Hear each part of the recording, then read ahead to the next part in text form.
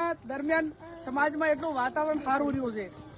આ ટાણે તમે જુઓ ને તો આ માંડવાનો બેહવાનો પ્રસંગ હોય કે રાવણાનો હોય કે અત્યારે વ્યવહારનો, તો આ ચાય દારૂની ગંધ નથી આવતી. આ ટાણે તો એક બપોર પછી માથું ચડે પાછું દારૂડિયા કને બે એટલે બીજું વધારાનું માથું ચડે. આજ તમે જુઓ 8-10-12 ઠેકાણે આટલા ફરી પણ ચાય મને આ પ્રકારની બધી જોવા મળી નથી.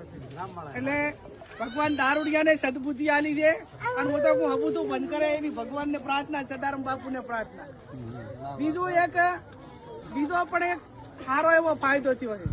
ફાયદો એ થયો છે કે આ બંધારણ નતું એ પહેલા હું સવારે 7 વાગે ઉઠું ને ઘરે 6 વાગે કેટાણે 6:30-7 વાગે તો ઘરે 5-6 જણા આવીને બેઠા હોય. અને 5-6 જણા આવીને બેઠા હોય. કેમ બેઠા હોય?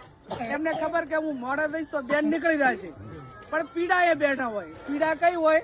સામાજિક પીડા હોય.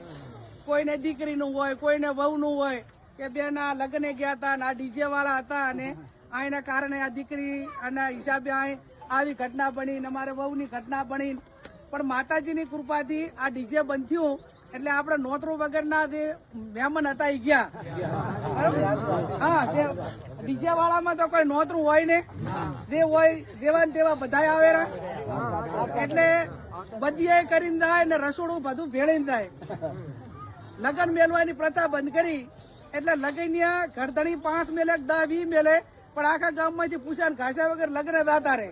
એટલે દેવાઈને ખબર ના હોય ચાતા આયા છે, મેલનારે ખબર ના હોય ક્યાંથી આયા છે. એટલે આ બે બધીઓના કારણે સમાજમાં જે અઘટિત ઘટનાઓ બનતી હતી, પરિવારોની આબરૂ